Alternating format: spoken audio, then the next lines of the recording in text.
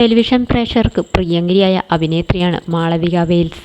പേരിനൊപ്പമുള്ള Wales എന്താണെന്ന് എല്ലാവരും ചോദിക്കാറുണ്ടെന്ന് മുൻപ് മാളവിക പറഞ്ഞിരുന്നു.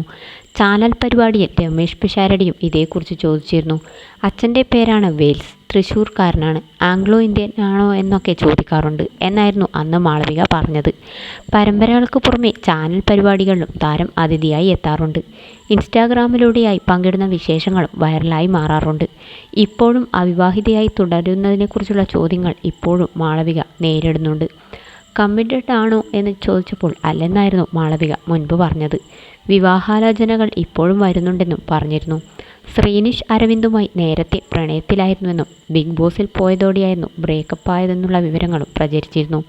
ഷോയിൽ വെച്ചായിരുന്നു പേളിയും ശ്രീനിയും പ്രണയത്തിലായത്. മത്സരത്തിലെ നിലനിൽപ്പിന് വേണ്ടി എന്നായിരുന്നു തുടക്കത്തിലെ വിമർശനം. ജീവിതാവസാനം വരെ ഒന്നിച്ചാവാൻ ആഗ്രഹിക്കുന്നു എന്നായിരുന്നു പേളി പറഞ്ഞത്.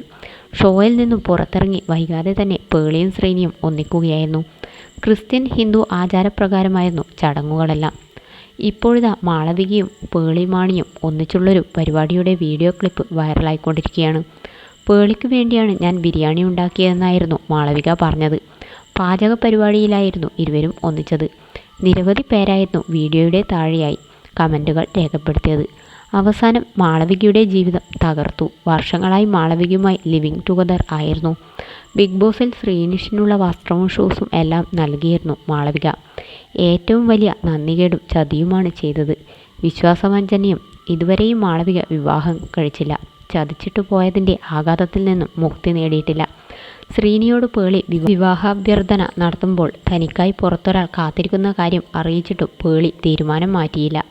തീരുമാനത്തിൽ നിന്നും പിന്നോട്ടു മാറാതെ പ്രണയാഭ്യർത്ഥന നടത്തി. തുടർന്ന് ബിഗ് ബോസ് പരിപാടി കഴിഞ്ഞ ഉടനെ അച്ഛനെയും മറ്റും വരുത്തി ഉടനടി കല്യാണവും ഫിക്സ് ചെയ്തു. ഒരു തവണയെങ്കിലും ബിഗ് ബോസിനു ശേഷം മാളവികയെ കണ്ടിരുന്നുവെങ്കിൽ ഒരു പെൺകുട്ടിയുടെ ജീവിതം സ്വപ്നം തകരാൻ കാരണം അദ്ദേഹമായിരുന്നു എന്നായിരുന്നു ഒരാൾ കമൻറ്റ് ചെയ്തത്.